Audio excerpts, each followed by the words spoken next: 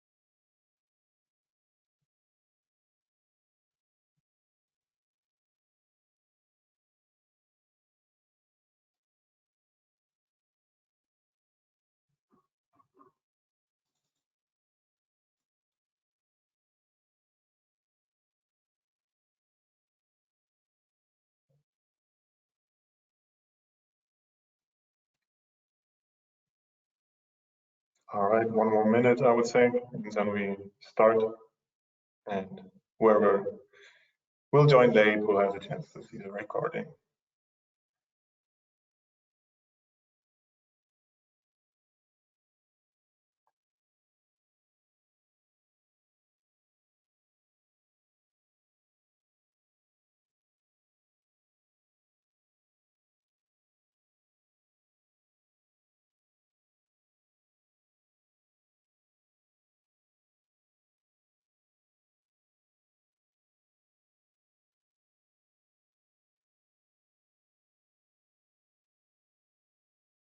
I can still see more and more people are joining.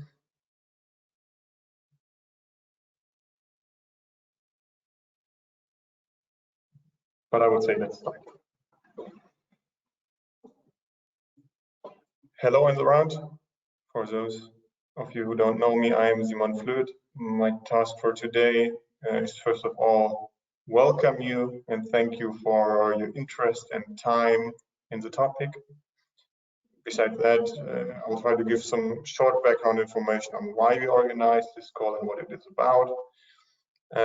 I am representing the Innovation and Training Park Prizren, the ITP, the project of getting the park going and manage it before it can stand on its own feet is jointly financed by the Kosovo and the German governments, implemented by the GIZ, the German service provider in the field of international cooperation. After me, we will hear our experts, Mayte and Graciela from FundingBox, talking about in more detail about the concept, what is a digital innovation, where it originates, and what do we understand as such a digital innovation hub. And our guest speaker, Bianca, to give some real-life experiences from an established digital innovation hub.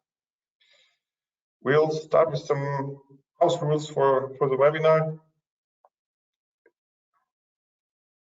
which we'll see on the next slide. Yes, thank you. I mainly want to emphasize this session is recorded, so other people can also have the chance of getting the input if they did not have the time to join now. Questions, please feel free to write them all in the chat whenever, whatever comes up. But we will bundle them and put them all to the end and have a Q&A session on the very end, where we will prioritize questions towards Bianca because she has to leave a little bit earlier. I think the rest is written on that slide. Then let me give you some background information. As many of you know, the ITP is using the infrastructure of the former K4 military camp in Prizren. Its goal now for this infrastructure is to become home for science, public and private innovation, for education, and thereby contribute to Kosovo's economic development. The ITP is open for various kinds of creative minds, but one of the main focus areas of the ITP is ICT and becoming a center for a digital transformation. Digital transformation is a broad, very wide word. What we'll emphasize is the promotion of 3 pillars, as well as taking the focus on developing relevant connections between such pillars, both within the ITP, beyond the ITP, on a national level, as well as on an international level. Those 3 pillars are science and education in IT, so ICT and IT, so mainly connecting theory with practice and helping to close those gaps in skill development as well as in research. The second one is digital economy and entrepreneurship, so to support tech startups on the way to success and attracting innovative ICT businesses. And lastly, the third pillar is technology for business, so supporting Kosovo non-ICT businesses digitalizing their activities, integrating technology into their business models, streamlining their processes with digital technology and so on. So for this last part, technology for business, the European concept, and I would say in many countries, trend of establishing digital innovation hubs is a perfect match, as it is meant concept to provide non-ICT businesses with a holistic support on integrating latest technologies into their processes. But as it mainly originates from research and creates demand for the digital economy, and also helps to establish links locally as well as with international partners, it basically ticks all of the boxes which I just mentioned, all of the pillars. And so I'm really looking forward to seeing this process evolve here. At last, I would like to emphasize, we believe ITP would be a great place for a digital innovation hub. I mean, from its whole purpose and vision, it's just a very great fit, and we will be gladly being part of it and hosting it infrastructure-wise. And we are happy that FundingBox, with their great experience in this field, is on board to support and facilitate the process. But we do not have an already defined and fully financed concept here. So this call is not really searching for to implement or for a service provider. What we are rather searching for is partners. So for organizations who like the idea, who could see the value it brings and the value of being part of such a consortium can bring, and who want to shape it and drive it themselves. So who are also willing to commit own time and resources to it, because they see, okay, this could be added value also to their business, being part of that. But given the list of attendees, I'm very confident that we will have no issues finding such drivers here. And I'm really looking forward to your thoughts on that and your questions and input. But for now, I would gladly hand over to Mayte, who will give us some more details and background on what Digital Innovation Hub is actually about. Thank you, Simon. Good morning, everyone. I'm going to start sharing my screen so that I can start my presentation. Can you confirm you can see my screen? No. Yes, we can. Yes. Okay, good.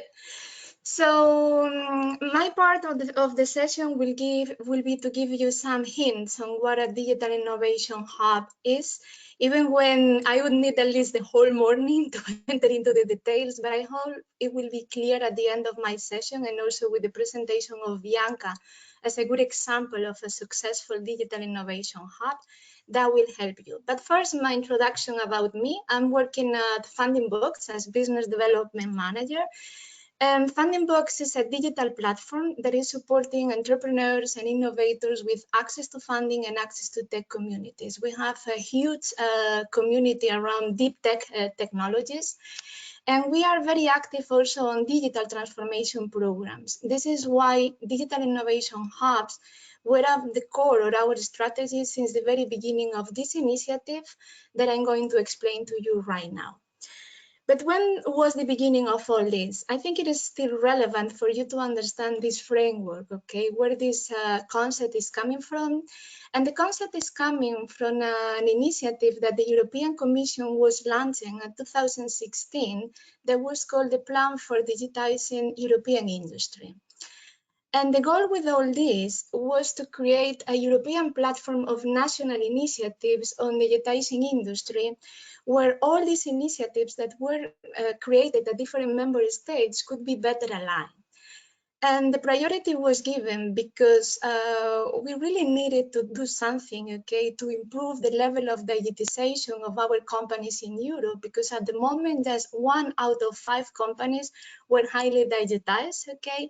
So the idea was to create a kind of entity that could foster that digitalization in Europe in every region, okay, by creating the figure of European Digital Innovation Hubs now, but Digital Innovation Hubs at the moment, that should be also aligned and connected at European level.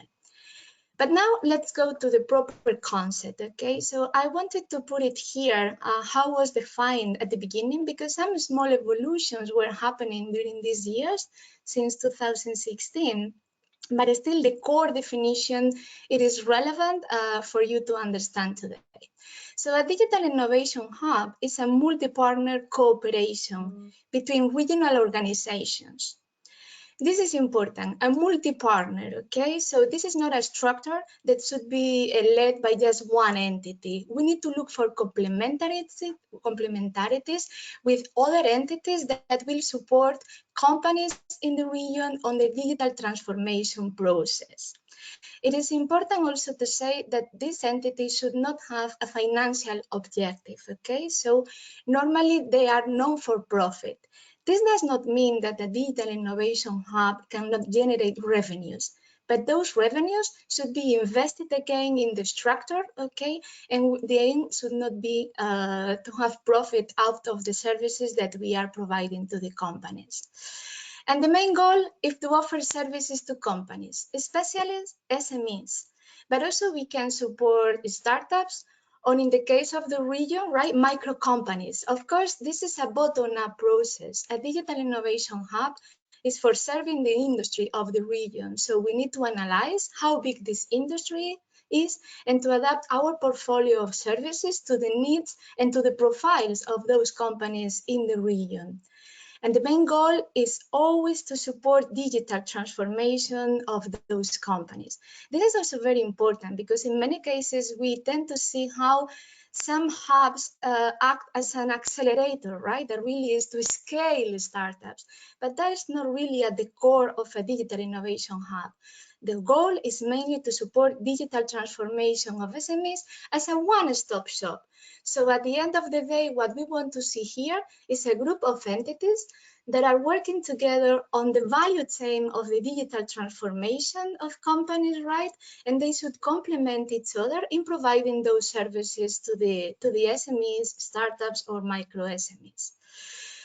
So who are those partners that can create a digital innovation hub? This is an example that was used since the very beginning, right? It's like a flower showing the type of entities that can constitute a digital innovation hub. As you can see here, it's a multi-actor network, so not just one entity, but several entities. At the core of a digital innovation hub, there's of course one leader, the one that we call the orchestrator or even the champion in the region that is going to foster, okay, and to coordinate the rest of the partners. It is true that normally it used to happen that at the core of the digital innovation hub, there's always a competence center, but it's not the only possibility. There are many cases where a cluster is at the core of a digital innovation hub, or even a regional entity and some other different cases, okay? So there's no just one type of entity that can be the orchestrator, but there is a list of entities that should compose a digital innovation hub. The list is very long. We are showing you here a set of examples.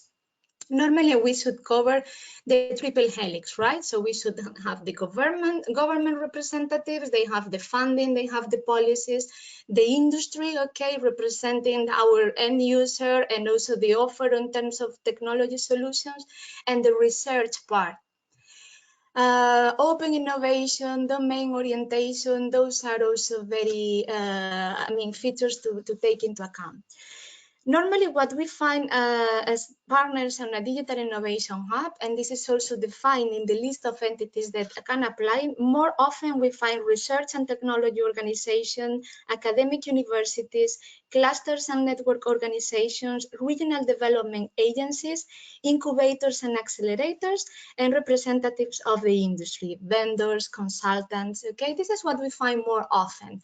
In other cases, we also find regional authorities, universities of applied science, vocational and education institutions for the skills part, private financial institutes, and industry associations, and even big corporates, okay? We also can find these type of players. So as you can see, they complement each other with the knowledge and area of expertise and the different involvement of the digital transformation value chain.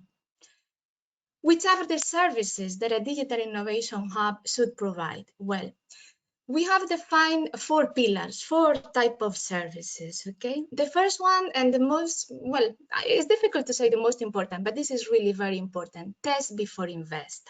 So a digital innovation hub should offer companies a place, a lab, okay, an infrastructure where those companies can test those technologies before fully deploying them in the company, okay? So this is it's important to highlight this because the knowledge around the technology, it is very important and is a sine qua non in a digital innovation hub.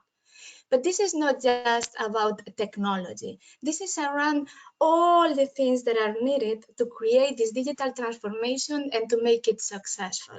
This is why skills and training is very important. If we do not provide companies with the proper knowledge for upskilling and reskilling the people in the company, okay, the technology will not be applied and will not be successful. Also, we need to support companies in support to find investments. In some cases, if we are more oriented to startups with connections with private capital, but also connection with public funding, as I was mentioning, with the regional authorities, also with the European Commission funding, and so on and so on. So really companies can go beyond the test before invest and find support for further deploy this technology.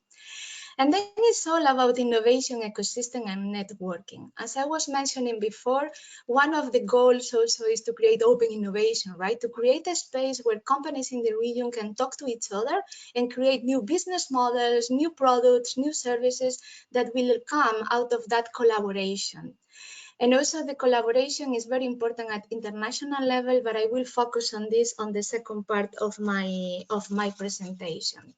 So just to give you an example, and this is also based on the first ideas on the type of services that a digital innovation hub could provide, but it's still valid today. When we are talking around technology, you can see here at the center, okay, which are the type of services that a digital innovation hub can provide. But if it was just around technology, we really don't need any new entity, right? This is really something that a competence center can provide. But the novelty here is that we need to go beyond, right? We need to make companies use of this, okay, and to provide the supporting measures for this to be really implemented and really successful. This is why the other services related to ecosystem and what in the time we used to call business, but now is more skills and access to finance are very important here, okay? So as you can see, it is very important the role of the competence center because they will provide infrastructure, the related expertise, also some experiences and best practices in adopting that technology. But the Digital Innovation Hub goes beyond that, right? And it's important to highlight that a hub is a creator of awareness on digitalization in the region. The hub really needs also to focus on those services that are not so profitable for a private company, and maybe nobody is putting the focus on. And it's so important that we create that awareness, that willingness on the companies to really digitalize their process, okay, that this should be one of the main focus of a digital innovation hub. But it should be also a connector research to business development. It's a kind of consultant to SMEs on how to commercialize their apply digitalization innovations. It is also a developer of the innovation ecosystem on the region. So that spirit of a non-profit organization that really wants to foster digital transformation should be at the core of a digital innovation hub. So I hope this will help you to understand a little bit what is the philosophy that is behind this kind of entity. And with the example that Bianca is going to present, that maybe it will be easier for you to understand. But the Digital Innovation Hub should not just act at a local level. And this is why I consider very relevant in my presentation to include some explanation on what is happening at European Union level, which are the main policies and programs that are creating digital innovation hubs, and for you to connect with it at some moment, okay, once you have your structure. So what is relevant here is the funding framework. When the Commission was launching this network of digital innovation hubs, it was using some mechanisms that were already available and some programs. But for the new funding period, these are the main programs that are going to fund the digital innovation hubs, okay? So a digital innovation hub can be funded under Horizon Europe, under InvestEU, and even under the European Regional Development Funds, okay? So depending on your status as an associated country or the agreements that you have with the European Commission around these programs, the digital innovation hub that you create in Prizren region can receive or not receive funding. But then there is a different program that, as far as I know, there are no agreements for Kosovo on digital Euro programs assigned at this stage. But anyway, it is important for you to understand what is happening here. So as you know, a digital program is the EU funding program focused on bringing digital technology to business, citizens, and public administration. And one of the main objectives of this program is to create a network of European digital innovation hubs, okay? What is a European digital innovation hubs? Well, this is an evolution of the concept, okay, that among other features has the focus on specific technology domains that are high performance computing, artificial intelligence, cybersecurity, and advanced digital skills. So at least they should master one of these technologies, a European DIH, okay? But also it is important that normally those European DIHs are more focused on higher TRLs, right? So they really should be focused on close to market, on the type of activities they do for the companies and the type of services they provide, not so much close to the research, not so much to the market readiness services. And what is very important, and this is what connects with a potential DIH in Kosovo, is the European dimension. So a European DIH should act locally. Of course, this is very important. A digital innovation hub needs to work at regional level with the regional dimension. Indeed, there's a sentence that we use very often, and is that we should have at least one digital innovation hub at a working distance of any company in Europe, okay? So if your scope is mostly locally, your customers should be from the local ecosystem, but you need to work at international level in collaboration with the other digital innovation hubs. And this kind of European dimension is also part of the new concept, European DIH. So it's very important that since the beginning, when you create your digital innovation hub there in Kosovo, you do this with the spirit of connecting with other entities in Europe. Why this is important? Because they will complement your areas of expertise. You can be very strong on robotics at regional level, or you can be very strong on 3D printing, but it's very difficult that you will be strong on all the enabled technologies for digital transformation. And you should not even try that, because there will be other entities around your ecosystem, more or closer or not so close to you, geographically speaking, but with whom you can collaborate. So this is the spirit behind the European Digital Innovation Hub concept. And indeed, this is also how we were looking at it during this year. So normally the evolution of this type of entities is something like this that we represent in these pictures, okay? So at the beginning, you have a strong technology competence center that is really fostering digital transformation on one technology area they are strong at, robotics. But then, you know, we need to be more ecosystem approach, and we create the Digital Innovation Hub as we were presenting today. The thing is that in Europe, okay, several digital innovation hubs were appearing in the region. So as now the Commission is really looking at funding at least one European digital innovation hub per region, this has become the organizing of the digital innovation hubs in the regions, right? So the Commission wants to finance at least one European digital innovation hub per region in Europe. And also the spirit behind is that all those European DIHs should be connected as a network, right? So all Europe will have enough competences in all technologies, because the gaps that are happening in one region should be covered by the knowledge and expertise coming from another region. And how this is going to work?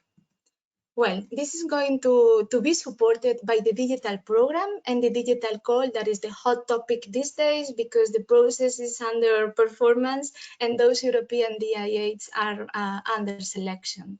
So just for your information, because this will not affect to you, but I still insist on the importance of you to connect with those European DIHs once you have your entity. So there will be a two-step process where member states propose a list of European DIHs, and now there is a call where external experts will select the European DIHs, okay?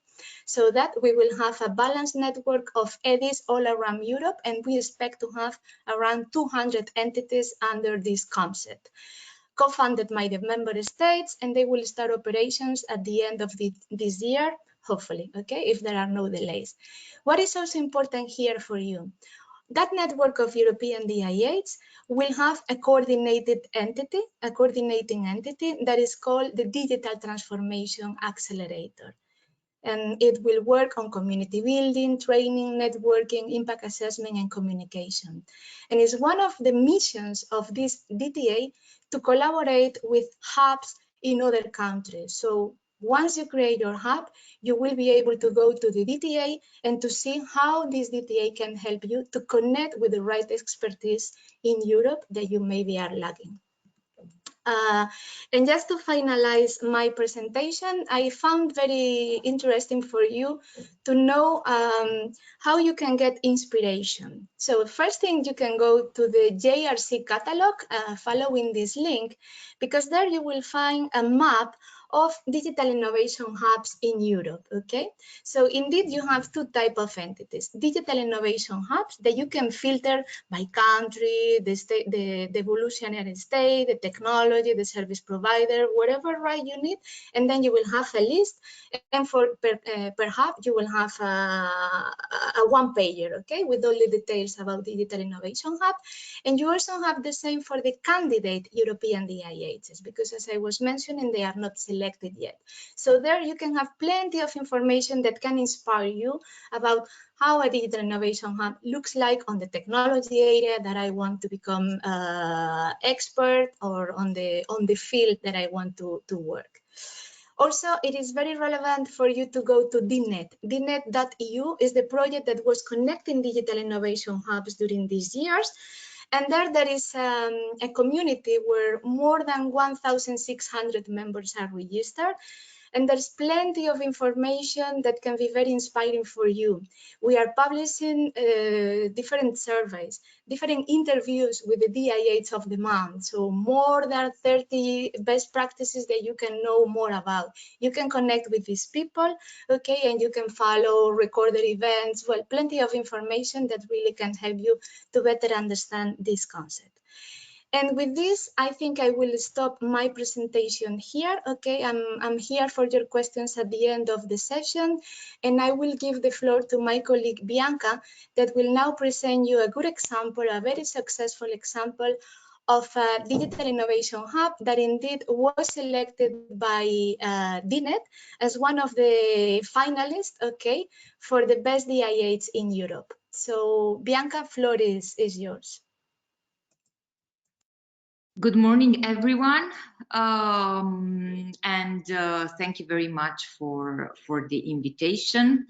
I've been knowing Mayte for a long time now, and I'm very happy that she thought that I could share some of our experiences in order to maybe inspire you a bit and to show you what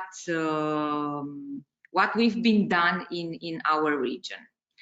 I'm having a little trouble in identifying my presentation. If you just allow me just a second.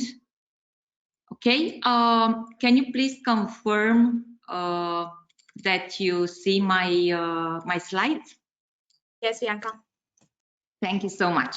So we've started this journey of the Digital Innovation Hub here in Eastern Europe, in the northwestern part of Romania.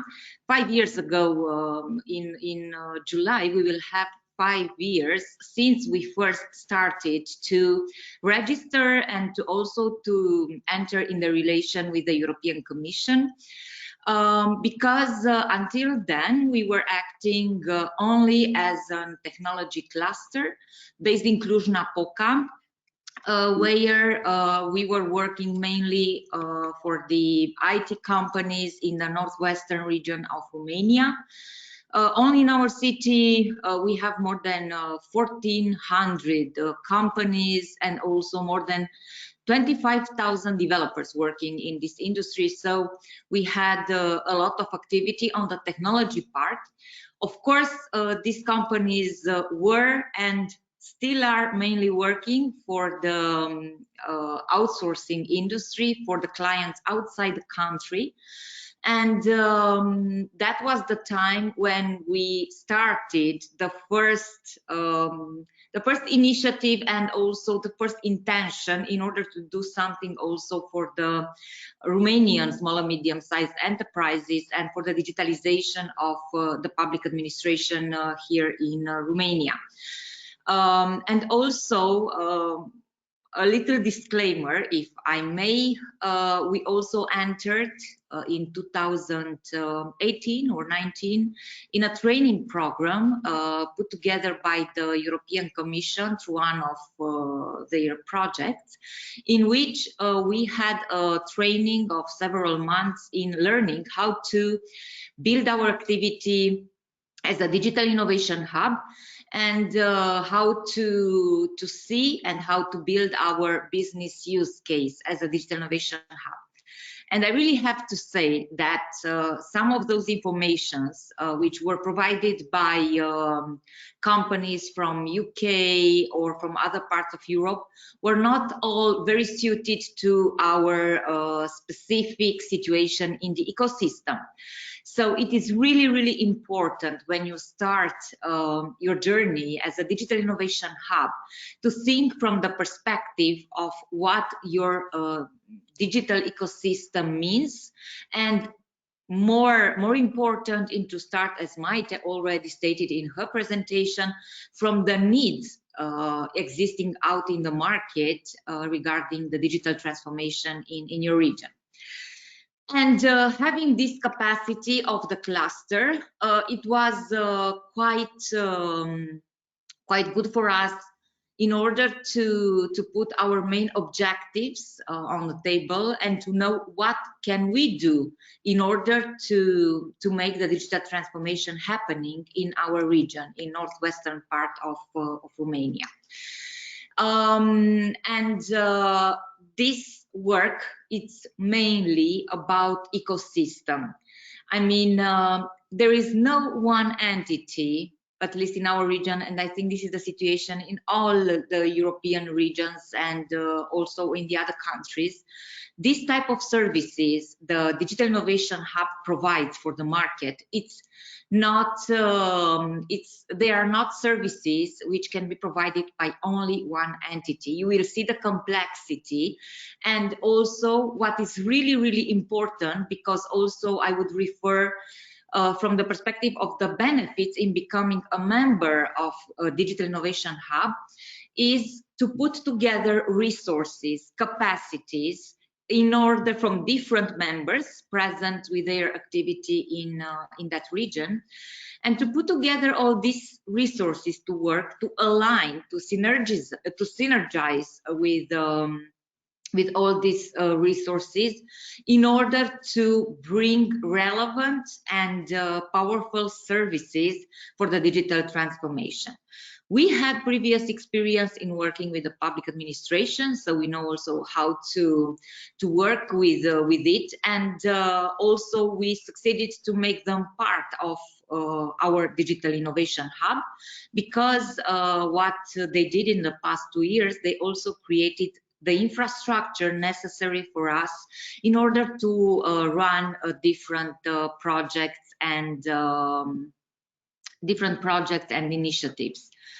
And also what we did since we established, because we are the IT cluster from Transylvania, and we are the coordinators, the orchestrator of the Transylvania Digital Innovation Hubs, in the Digital Innovation Hub.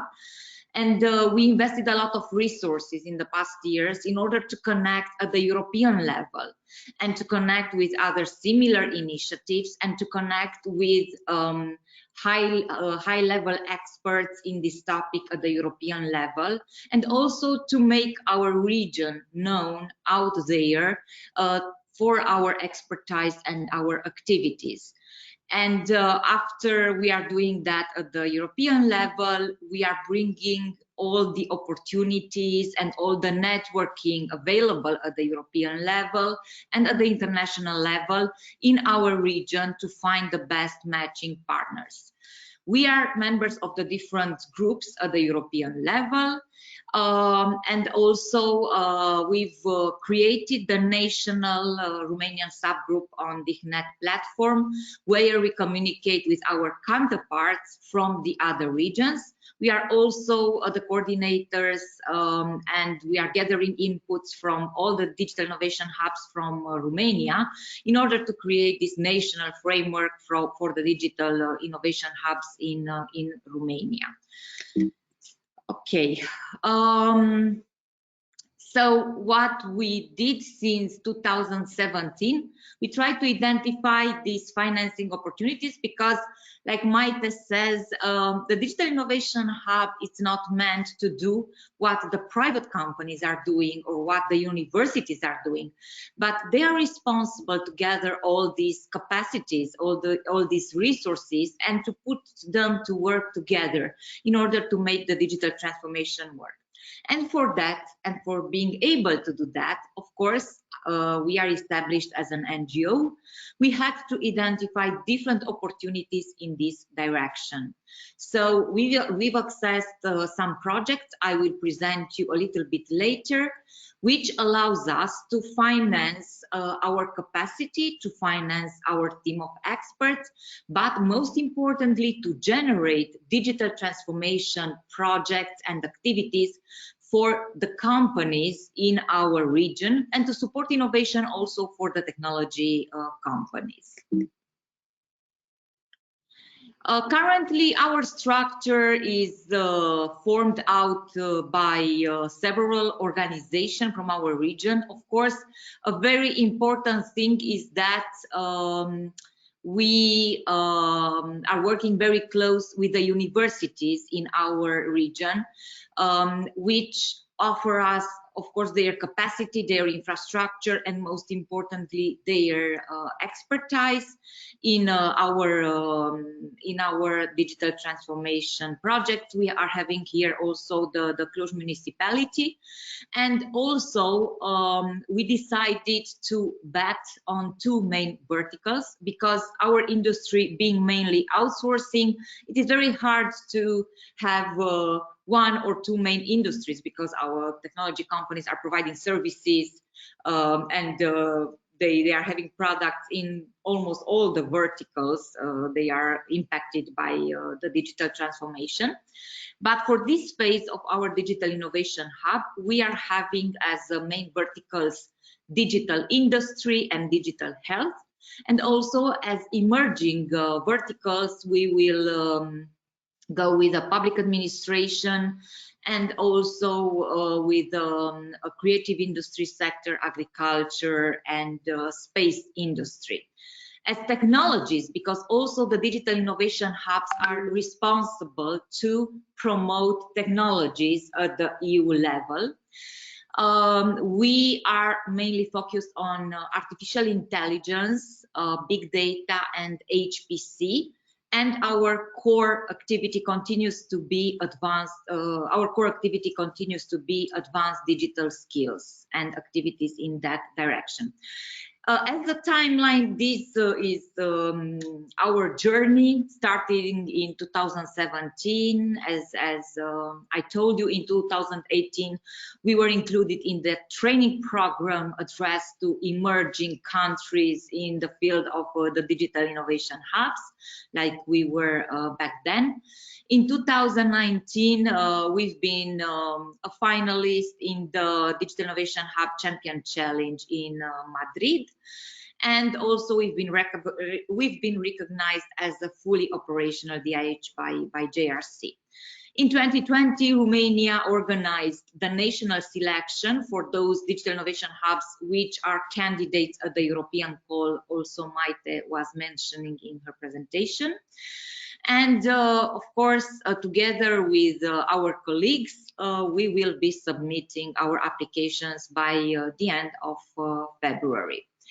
These are the services, and already I told you about our main sectors and our technologies. The main challenge is how to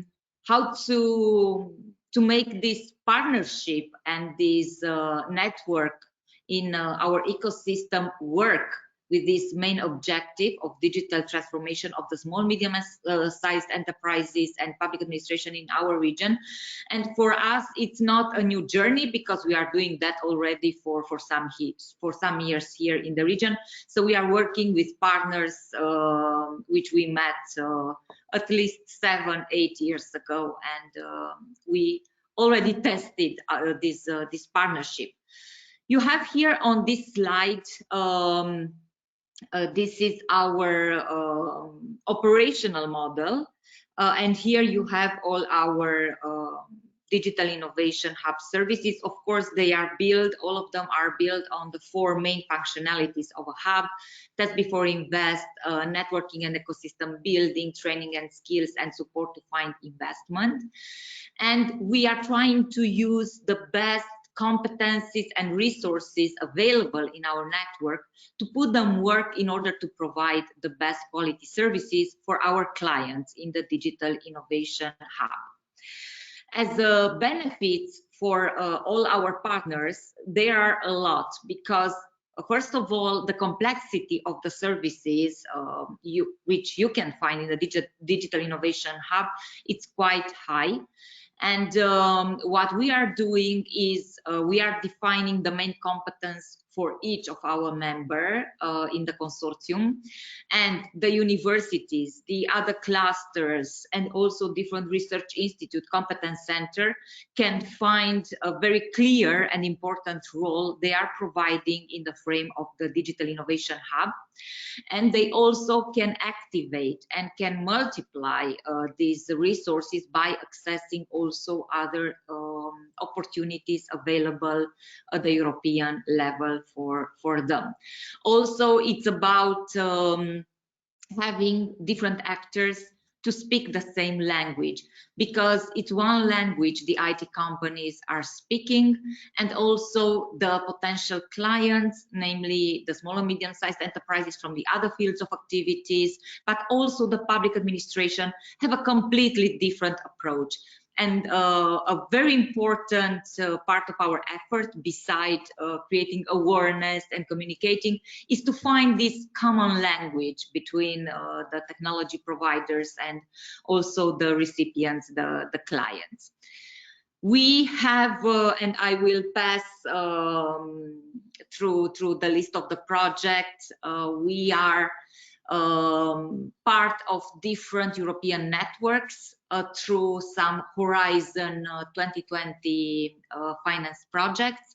We are currently implementing a couple of those projects which are allowing us to offer digitalization services for clients in our regions, but also we join different networks in order to be able to provide more services. And these services, for example, in EU Hubs for Data project, which you have on this slide, is mainly based on the catalog of services where we listed as a digital innovation hub, us together with our partners from the network, with the universities, the services we are currently offering for SMEs all over Europe and all over the world. Here you have all the partners, members in EU Hubs for Data initiative, for example. This is one example of a project. Also, we, and not only we, but also our member companies from the cluster and also different clients, we've been encouraging to access all the opportunities available out there on the European market. And thus we are member in the I4MS initiative, DIH World, European Network of Living Labs, Smart Agri Hub, DIHNet, Better Factory projects, Agro Robo Food, in order to gather resources to make our digital innovation hub work, to be capable to keep the best experts in digital transformation, because also this is a huge effort in building the competencies in the team which is responsible for running the digital innovation hub, and also of course offering concrete services. Bowie, it's another digital innovation hub type of project in which we were running different type of innovation experiments, and we were providing technical mentoring and also business mentoring for different type of businesses interested to digitally transform or to innovate their business. We are a member in the Enterprise Europe Network. DIH Square, it's another digital innovation hub focused project. This is a network on robotics, a pan-European network on robotics. Of course, we are having these projects which are allowing us to organize different type of trainings for our member companies, and this is the Digital Innovative Transylvania 2.0. What we are trying to do is to bring a mix of opportunities available at the regional, national, and European level, and to put them to work in order to support us to fulfill our main objective, which is mainly to generate digital transformation in our region for our clients, small and medium-sized enterprises, and also the public administration. Of course, I will be more than happy to continue the dialogue. If you have any questions, I am still available now. I have to apologize because I will leave the meeting a little bit earlier than its end time. And if you have any questions, you can address them to me now, or I'm available by email. You can contact me anytime. Thank you very much.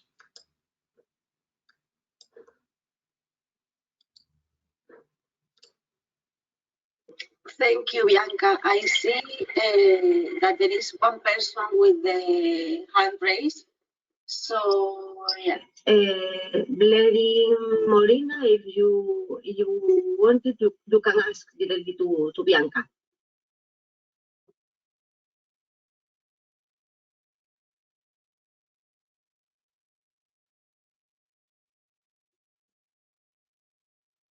Lady, do you want to ask? Okay. Okay.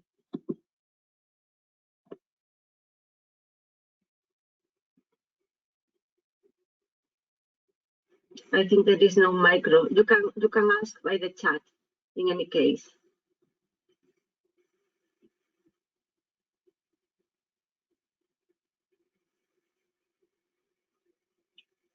Luanda, Domi, you can ask right now to Bianca.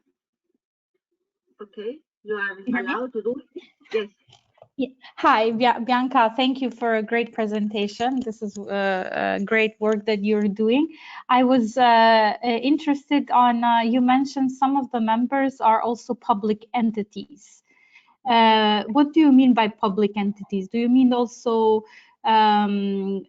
public administration institution or government institutions, and how were they engaged, and maybe what was the benefit for both sides for this collaboration?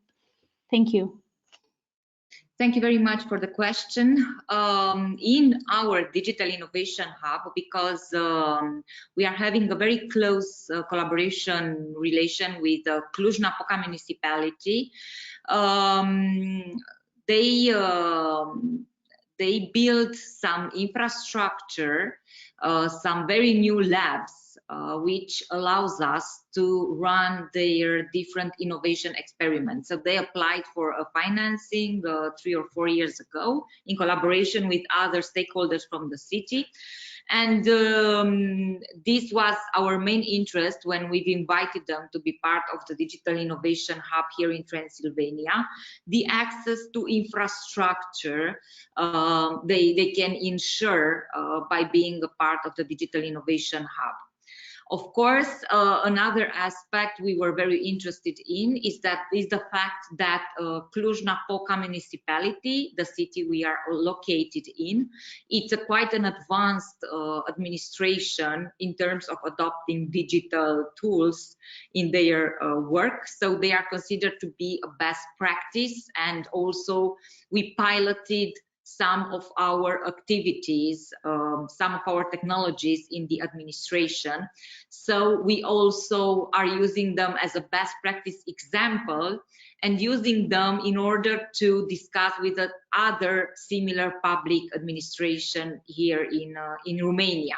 So their role, beside of course the promotion and the communication, they are also doing it for us at the European level, because we have a mayor very active at the EU level. It's also using their infrastructure in our activity, and also in the training part we are to provide for the other public administration here in Romania. So with the expertise and also with the infrastructure. Thank you so much. You're welcome.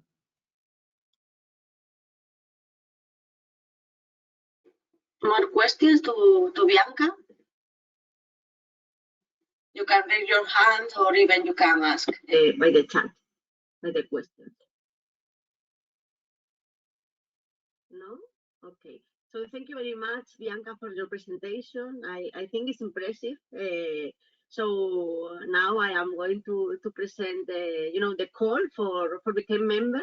I hope that all the benefits you highlight and your track record and all the projects that they are very, very impressive. The list you submitted, we can do something like this in some years from now with the consortium that we hope are going to create in the Prizren region. So I am going to share my screen right now for the next part of the session.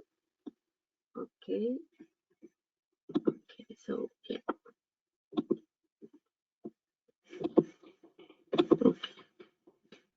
Okay, so let's go for the last part of this webinar that is basically related to the open call that we are going to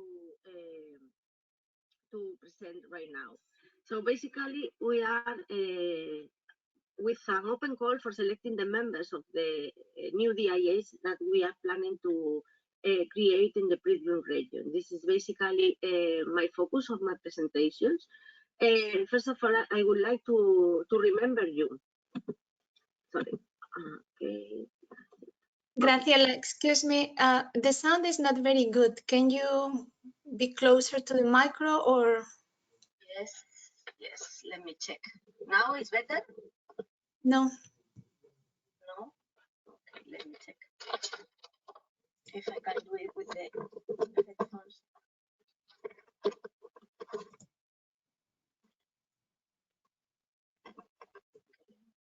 Now? Yes, I think so.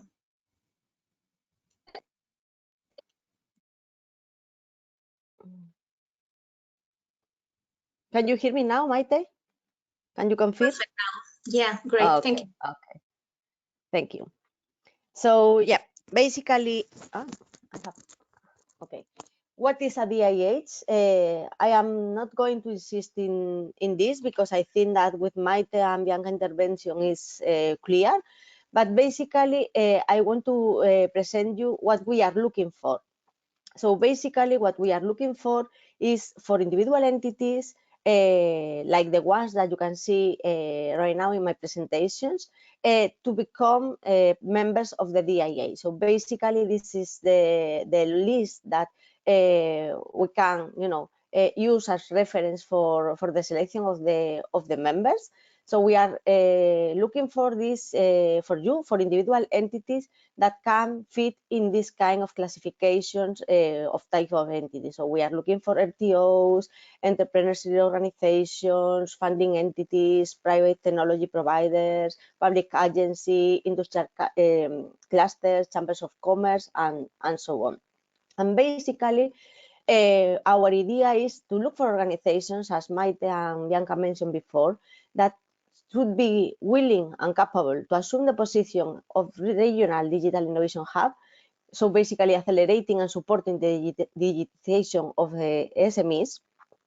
And we are looking for entities with a degree of expertise in specific areas of digitalization. So we are looking for entities that fits with the type of entities that are composing the consortium for a DIH that want to lead the digital transformation of the region in Prizren. So basically, we are looking for this kind of entities and basically for the creation of this consortium. The consortium, and Mayte, Bianca mentioned, is composed by different kind of entities that work together, and this is our purpose. We are looking for your capabilities, your services in order to create a consortium to support the digitalization of the Prizren region. And the benefits, some of them already were mentioned by Bianca. We are looking for entities that close working together and make the technological impact in your region. So the digital transformation for the Prizren regions. The benefits is not only to support the region and the development of the region and the digital transformation, but it is also benefits at the individual level. So basically access to European funding. Mayte mentioned some possibilities at European level to finance DIHs. Bianca also insists in all the kind of projects that they are participating, to get funding for future initiatives. It's also about exchanging of knowledge and experience, so technology transfer and knowledge transfer between all of you working together, creating a cooperative and innovative platform for cooperation between all the partners in the consortium, connect with the European Digital Innovation Hubs ecosystems that also mentioned Mayte, co-create offers for companies in your region. This is something very important, and Mayte and Bianca also insist on that, because we usually are thinking services that they are not existing in the region. So basically, it's co-creation of new services with the capacities from different partners to support the digital transformation of the companies, but also the public administration in your region. And at the end, is being part of the network, with other European investors, innovative entrepreneurs, ICT startups. So basically, first of all, to connect at local level and at regional level, and then open, at European and even worldwide level. This is basically the benefit. So I don't want to insist on that, because I think that the presentations from Mayte and Bianca were very clear about the benefits and the content and so on. So let's move for the open call itself. So basically, we have the open call with some eligibility criteria and evaluation criteria or substantive criteria. So first of all, the eligibility criteria for this open call. So basically, this is a yes or no criteria. You need to fulfill this eligibility criteria to go for evaluation. Is that we are looking for legal entities. So we need not individual persons, but legal entities that were located in Kosovo. And location is also an eligibility criteria. Even if we are looking for entities, with an openness to collaborate beyond Kosovo, we are mostly looking for companies or entities that they are based in Prizren regions, because the one-stop shop and the working distance that Mayte mentioned before. But we are open to select members for the DIH that were based in other parts of the country, but in the country. This is basically the eligibility criteria. If you are fulfilling this criteria, then you are going to the evaluation itself. And these are the substantive criteria that is basically 0-1. So if you are, fulfilling the criteria or not. And the criteria are related to your organizational capacity in order to provide, the services, the human resources you can, provide to the DIH to provide the services, your technological skills, the service potential. So basically, your experience to implement the services, and the experience. So the service potential, the name and the number of entities you can, support, your previous experience to demonstrate, you already are supporting and implementing this kind of services, and also the compatibility with strategies, because at the end, we need to be aligned with all the national and regional and European strategies related to digitalization. So basically, we would like to see this compatibility with the project or the activities you are suggesting. And this is the application process. So basically, what we are going to do, or you need to do, is check if you are fulfilling the eligibility criteria.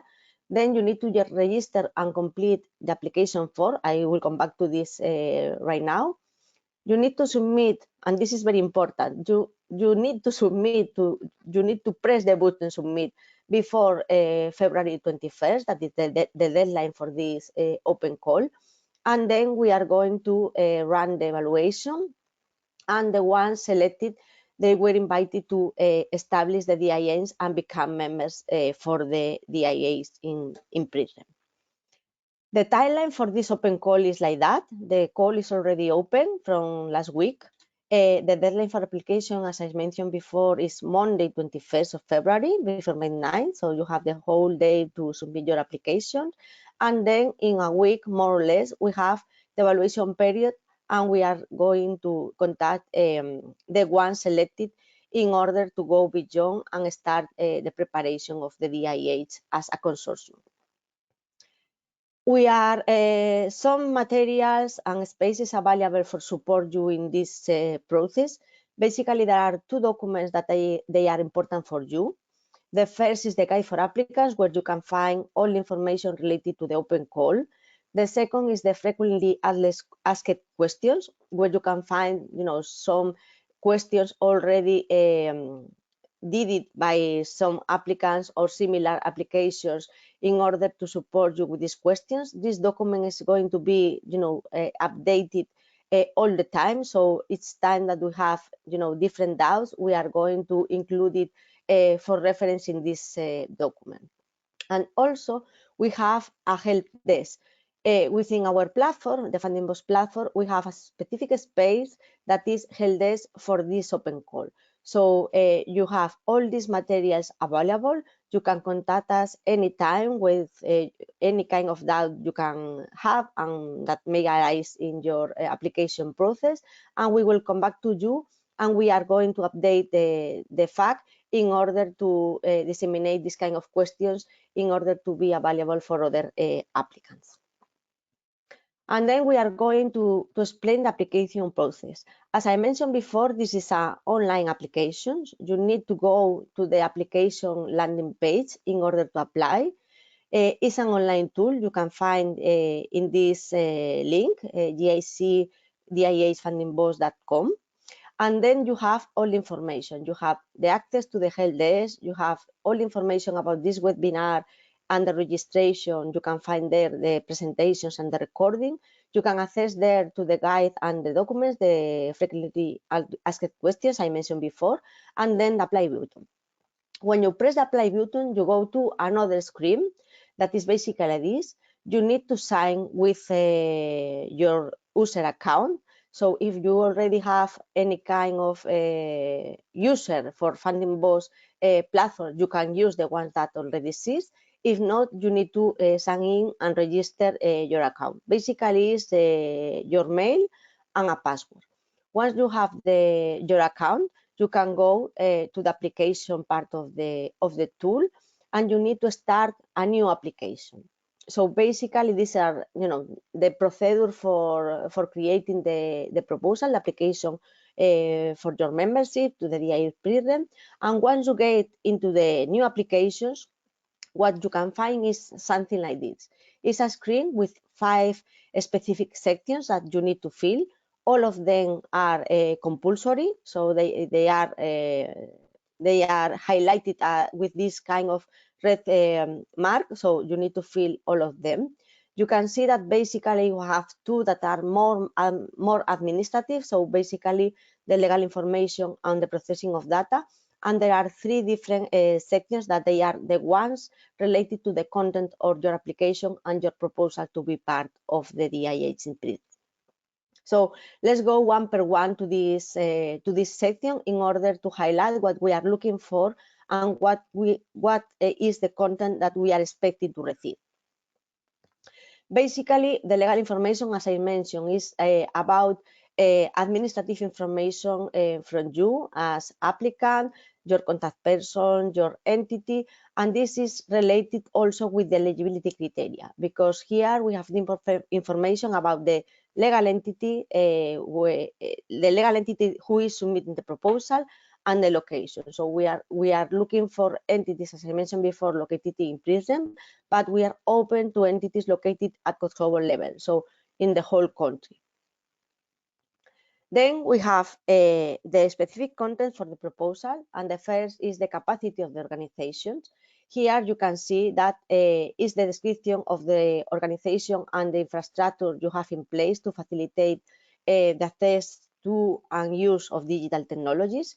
Basically here we are expected to have different arguments from you to support your capability to be part of the consortium. So for one part, we are looking for the added value. We want to know the benefits for your participations within the DIH and the benefits for the DIH to have you on board as member.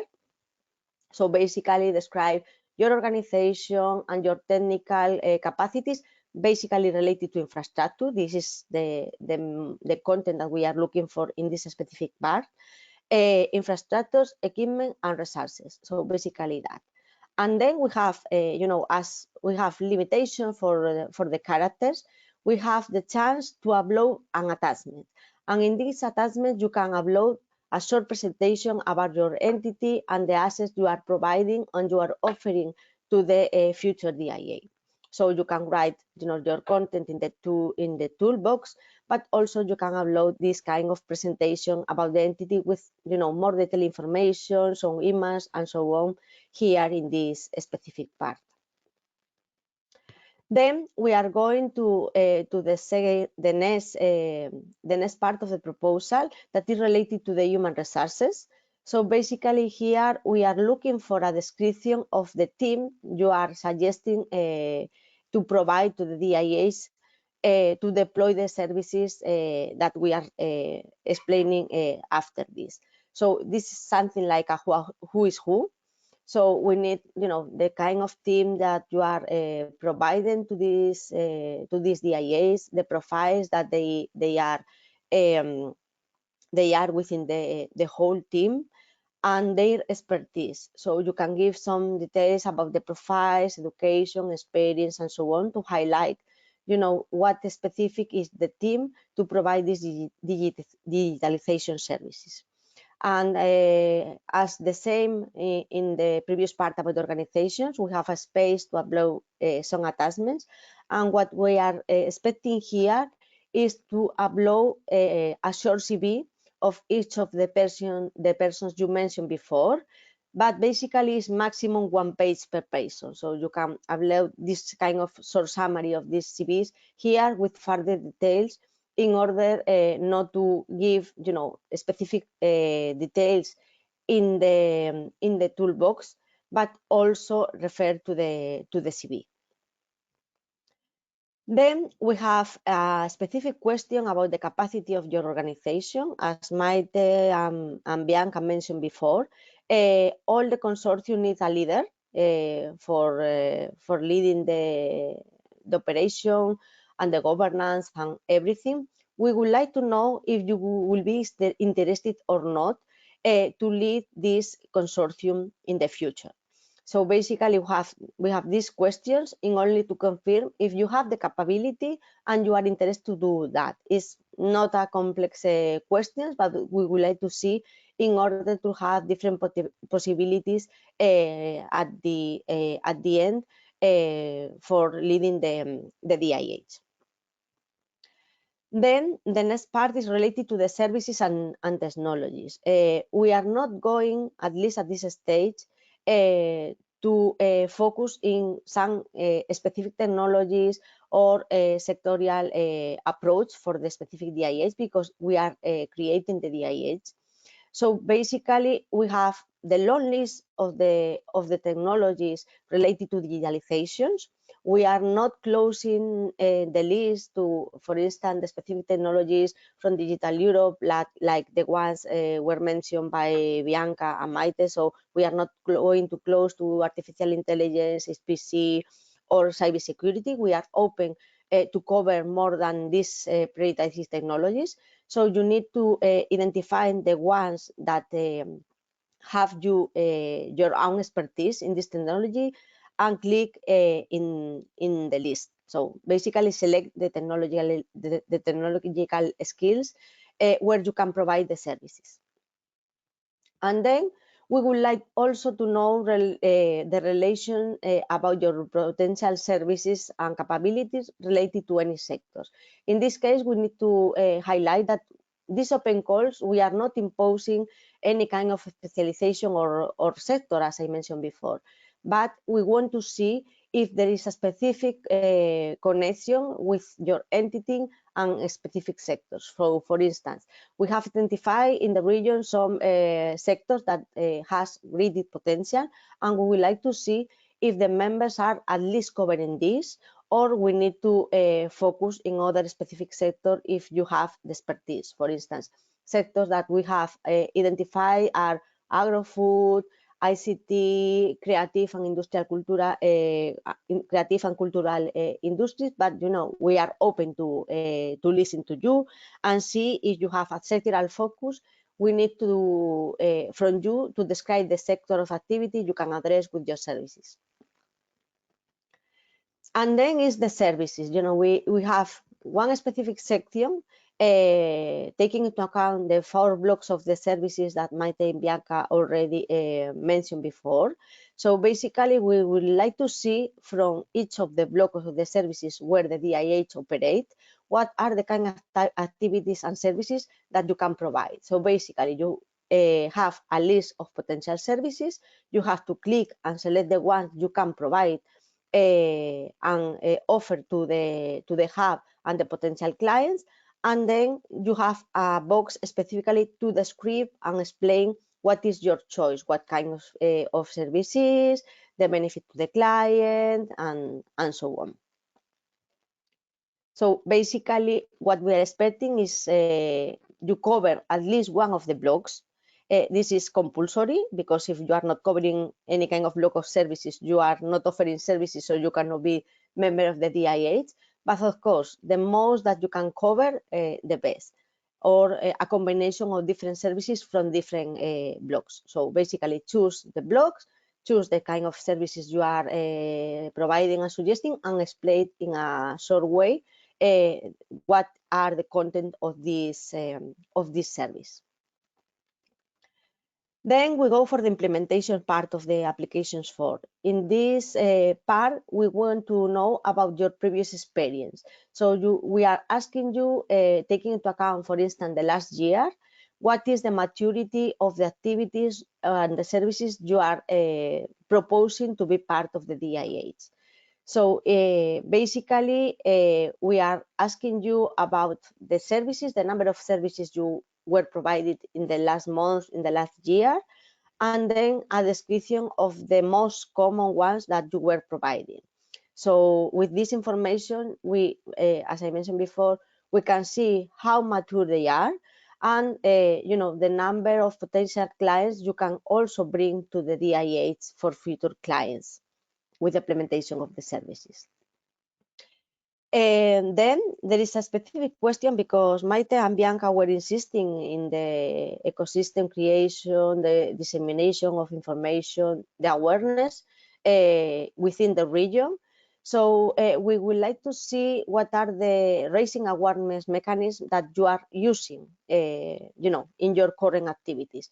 What kind of specific activities, like, website, meetings, participation on events that you usually did for raising awareness, and that you can also use to disseminate information about the new DIH that is going to be created, and the services that we are planning to provide, and the kind of activities that we are going to implement. So basically here is, how you can contribute with this kind of raising awareness activities to the future DIH activities.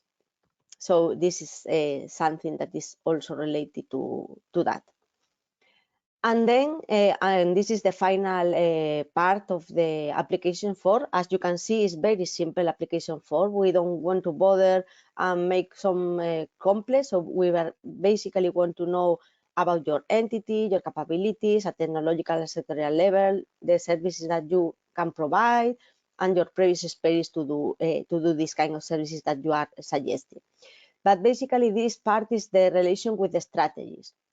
So we would like to see what are the strategies where with connection with your entity, or the strategies where your entity is aligned with, and the explanation of these strategies. And then the rate for your contribution as entity for this kind of strategies. Take into account that here we are talking about the regional and national strategies, and mostly related to digitalization, but not only that. For instance, here you can refer to any kind of ICT strategy, digitalization strategy, sectorial strategy aligned with your sectorial focus, the smart specialization strategy, and so on. And finally, as I mentioned before, the processing of personal data. This is a specific clause that you need to read and confirm that you are agree with that. And that's it related to the application form. We are trying to do it as simple as possible, because the ones that will be selected, they will move to another phase of the creation of the DIH, where we can work with you in more detail with, with relation to all the services, the capabilities you are providing, and so on. But basically, this is, the in and out selection for the future members for going to the next phase. I would like also to include some final tips. As I mentioned at the beginning, this is very important. You need to submit your applications before the deadline. It's not only filling the application and save it, that you can do it anytime, but you need to click submit, because we are only going to evaluate the proposals that were submitting before the deadline. So this is very, very important. We also recommend you that submit your applications as soon as possible. Of course, you need to fulfill all the compulsory parts to allow your application to be submitted, but you can submit it all the times you wish before the deadline. So you can submit on applications once you have a first draft complete, and then you can come back to your application and make some improvements, including more information, save it and submit it again. So we are going to evaluate the last proposal that we're submitting by you. And this is, what you need to know. So if in the last moment you delete everything, you have a problem, because the platform is saving all the time the proposals, and we are keeping the last one. One thing that is also important for you to prepare your proposal is that we have an option when you start your application form to add contributors. So there is no compulsory for only one person to write the proposal or to fill in the content. You can also give access to the proposal to any other colleagues from your entity to contribute with content to the proposal. So you can find a specific button that is add contributors, and with this button you can collaborate with other persons in your entity and in your team to fill the proposal. And this is basically what I would like to show you today. The specific content, as I mentioned before, all the information is in the guide for applicants. You can find the fact related to the open call, and we have the specific space for you to make any kind of questions, to contact us, and we are going to support you during the process. And now is the time for the questions that we can answer, or if we don't have any time for doing that today, I remember that you can contact us in any time with this mail, or use the help desk space that we are already launched for you to contact us. So basically, this is my presentation. I come back again to the tool. So if you have any kind of doubt, is the time. Graciela, there are some questions on the chat. Can you see them? Because are related to the call. Okay, let me open the questions. Okay, well, okay. There is a question that I think is for you, Mayte, because it was related to the DTA, but I can also take for you if you wish, because there was mentioning if they need to describe how the project will implement the DTA. In this case, we are not planning to cover this in the application form, because as Mayte mentioned, and Mayte, I give you the floor to you. The DTA is specifically for the Digital Euro program, where at this stage Kosovo is not participating. But in any case, as we are trying to implement ecosystem services, and we have to link in the future the DIH in Prizren with the European ecosystems, you can also highlight if you have this kind of connections at European level with other entities. We are not going to evaluate in detail this kind of connections, but as part of your potential services and activities you can put at disposal for the DIH, we are happy to see this kind of connection. Yes, I think that's it. It is not so much for the DTA because it's not existing yet. So until the end of the year, there will be an operating organization as a DTA. But it's relevant that you are well connected with the European initiatives working on digital transformation, such as, for instance, ICT for manufacturing SMEs, I4MS, or AI for EU platform, and so on, right? That will really give us an idea on how well connected, and well, it is very important for the international part, but not so really for the DTA yet at this stage. Okay. Are the international organizations that work in Kosovo eligible for this call? Yes, but we need to see that you are based in Kosovo. So this is something that, we are not focused in this kind of international organizations, but for sure, if you are located and implemented activities in Kosovo, you are eligible for this call. So you need to provide basically the location. So where is the city where your organization is located in the country. So we are considered the city as, this eligibility criteria, even if you are not a Kosovar entity or Kosovar legal form. If you are international but you are working there, we are open to collaborate with this kind of entities. Okay, and there is another person that says we currently don't have a location in Prizren, also legally in our registration documents, but are in the process to establish a campus at ITP. Are we eligible to apply? How do we prove our regional focus eligibility? Well, I think in this case we need to check it in more detail, because basically we have we need and this is the criteria, the eligibility criteria, legal entities and based in Kosovo. And in this case, the legality is not yet, because you are in the registration process. So we need to confirm if, if at the time we are going, for instance, to create officially the DIH, you can have this legally registration and condition your fully participation as members to have this specific legal entity, because this is an eligibility issue in the application form. Another question is related: is an individual eligible to apply? No, I mentioned before that we are looking for legal entities, not individuals. So if you are, for instance, an individual that is working as freelance and you have this kind of considerations, you can apply with this kind of legal entity as freelance, but not as individual person. In any case, we would like to collaborate with individuals, but not in this stage. We are trying to create the core consortiums, but for sure, once we have the core consortiums, we are going to enlarge.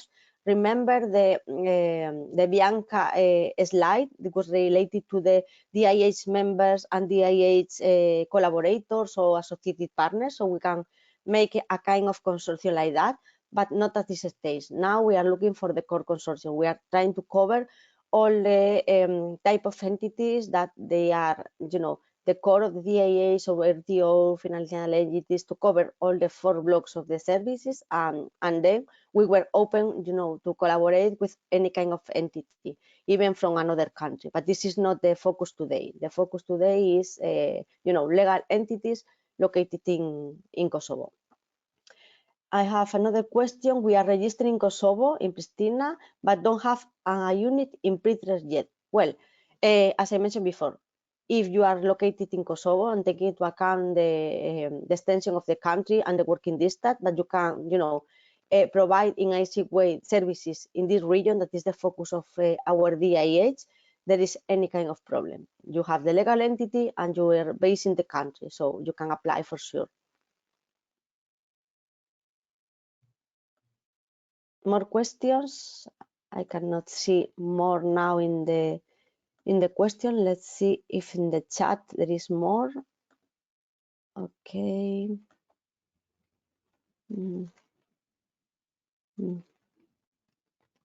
Okay. You have the links. Yes. I think that there is no more questions at this stage. Everything is clear. Okay. Okay. Maybe I can add on the regional questions here, because we had a couple of them, I think. Also the question on if on the core focus group is SMEs from Prizren region. I don't think it has to be that close, right? I mean, Kosovo is pretty small compared to, I mean, we have visitors here from Spain, I come from Germany, so you might have a regional focus, but even there you would probably not exclude other interested parties to benefit from the activities. So I wouldn't see it as, okay, we have to look for SMEs which are only from 10 kilometers apart, but if it's in Đakovo and Pristina, of course, it's also a relevant target group. And it's the same with organizational involvement and being part of the consortium, I would say. I mean, we want to use the ITP infrastructure and to make use of what should become an innovation ecosystem and have this as one of the pillars. So it makes sense if you have an urge to also come to the ITP, make a small branch here or so, that this is, you know, you put that into the proposal as like was asked. We are not currently in ITP, but we want to come. This is also like making a good argument. But if we look into other elements like access to finance, or you know, being partner, which is not sitting right in Prizren, this can also be an option. It doesn't have to be everything locally at one place, but of course, the more innovation activities you have in one place, the higher the benefit. I have another question related to if the applicants need to create a consortium. No, we are looking for individual entities. The idea for the call is to select individual entities that we are going to use to create the consortium. So the consortium will be created after the call with the members that were selected through the open call. And so you need to apply only as individual entity.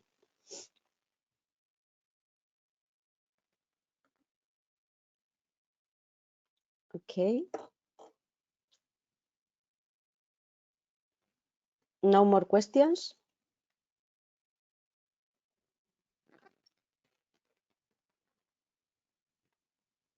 Okay. So if there is no questions, I would like to thank you very much for being here. We are at your disposal for solving any kind of doubts. As some of you are requested, we are going to share the presentations and the recording with you. We are planning to record.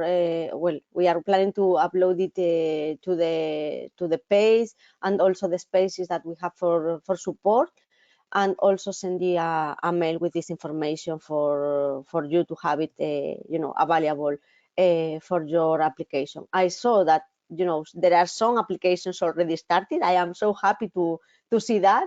So I imagine that all these kind of questions are because some of you are working already in your proposal. So happy to support you, happy to see your capabilities, your expertise, and so on. And don't hesitate to contact any of us about any kind of doubt you can have.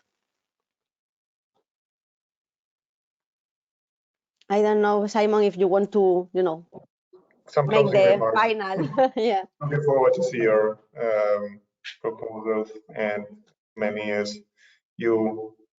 I hope a lot of you want to participate in this process, and let's see where it takes us. I'm quite curious. Thanks for FundingBox for organizing the call.